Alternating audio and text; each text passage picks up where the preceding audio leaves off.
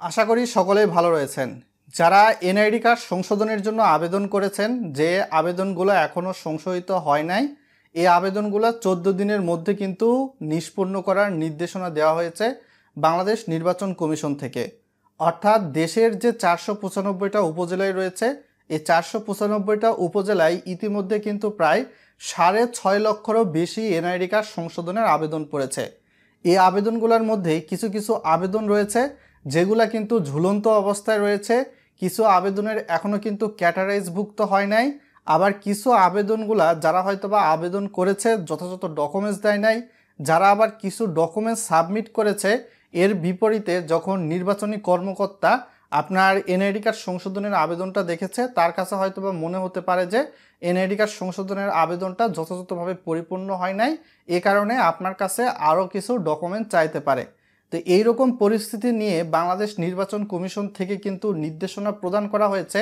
দেশে যেই প্রায় অনিষ্পন্ন আবেদনগুলো দেখা যাচ্ছে, যেগুলো হয়তোবা দালিলিক প্রমাণপত্রের কারণে ঝুলে রয়েছে, এইরকম আবেদন প্রায় 3.5 লক্ষ, এই আবেদনগুলোকে যাতে নিষ্পন্ন করা হয়, অর্থাৎ সংশোধিত করে দেওয়া হয়।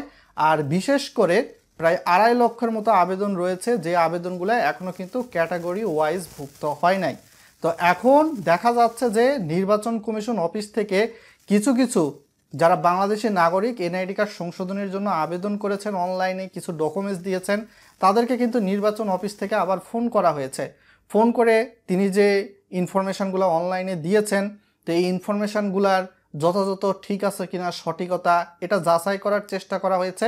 কিছু আবেদন দেখা গিয়েছে যে একজন ক্লাস 8 পাস, কিন্তু অনলাইনে এনআইডি সংশোধনের আবেদনের সময় তিনি দিচ্ছেন এসএসসি এইচএসসির সার্টিফিকেট। তো এইরকম অনেক আবেদন ধরা পড়েছে, হয়তোবা দালিলিকভাবে 2 নাম্বারই করে অনলাইনে দিয়েছেন, কিন্তু আপনার বাস্তবতা কথা বলে আর এক রকম। এই আবেদনগুলো কিন্তু সংশোধন হবে না। আর যারা অনলাইনে এনআইডি কার্ড সংশোধনের আবেদন করেছেন, তো এর মধ্যে যেই সকল আবেদনকারীর আবেদনগুলো বেশি সিরিয়াস বা বেশি দিন ঝুলে রয়েছে, এই সকল আবেদনকারীর কাছে কিন্তু ডাকযোগে মারফত চিঠি পাঠানো হচ্ছে।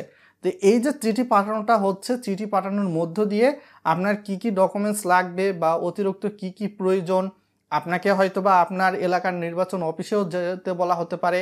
তো তার পরবর্তীতে সঠিক ইনফরমেশান আপনাকে বা সাবমিট করা বলা হতে পারে। তো এই সকল ইনফরমেশানগুলো যদি আপনি সাবমিট করেন, তাহলে 14 দিনের মধ্যেই অনিষ্পন্ন আবেদনগুলা নিষ্পন্ন হয়ে যাবে। এবং বিশেষ করে অনিষ্পন্ন আবেদন নিষ্পন্ন হবে সেই সকল ক্ষেত্রে তারাই শুধুমাত্র লাভবান হবেন যাদের কাছে হয়তোবা যথাযথ ডকুমেন্ট চাওয়া হয়েছে এবং তারা যদি যথাযথ ডকুমেন্ট সাবমিট করতে পারেন।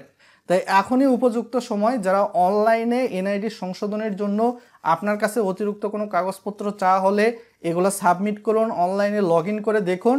যথাযথ সাপোর্টিং পেপার সাবমিট করতে না পারলে এনআইডি সংশোধন হবে না, তবে অনিষ্পন্ন আবেদনগুলো নিষ্পন্ন করে দেওয়া হবে। সো আশা করি বিষয়টা বুঝতে পেরেছেন, এবং নির্বাচন অফিস থেকে কিন্তু এই বিষয়ে এখন অনেকটাই স্ট্রিক্টলি, কেননা নতুন করে বাড়ি বাড়ি গিয়ে ভোটার তালিকা নিবন্ধন প্রক্রিয়া কিন্তু ইসি কর্তৃক শুরু করা হবে, এমনটাই এই নোটিশে কিন্তু বলা হয়েছে। সো এই বিষয়গুলো আশা করি বুঝতে পেরেছেন। সকলে ভালো থাকবেন, ভালোর দলে থাকবেন। চ্যানেলে নতুন হলে সাবস্ক্রাইব করবেন, ভিডিওটা লাইক করতে ভুলবেন না। সো এনআইডি নিয়ে আপনার যদি কোনো ধরনের ইনফরমেশন জানার থাকে ভিডিওর কমেন্ট বক্সে করুন। গত পর্বে একজন ভাই বলেছিলেন যে স্মার্ট এনআইডি কার্ড সংশোধনের জন্য আবেদন করেছেন, তিনি কি পরবর্তীতে আবারও নতুন করে স্মার্ট এনআইডি কার্ড পাবেন? তার জন্য বলতে চাই, আপনি স্মার্ট এনআইডি কার্ড সংশোধন করার পর আপনি কিন্তু আরেকটা স্মার্ট এনআইডি কার্ড পাবেন না। এটা সরকারি আইন হিসাবেই কিন্তু প্রযোজ্য। আপনাকে অনলাইন থেকে লেমিনেটিংযুক্ত এনআইডি কার্ড নামিয়ে নিয়ে তারপর লেমিনেট করে নিতে হবে।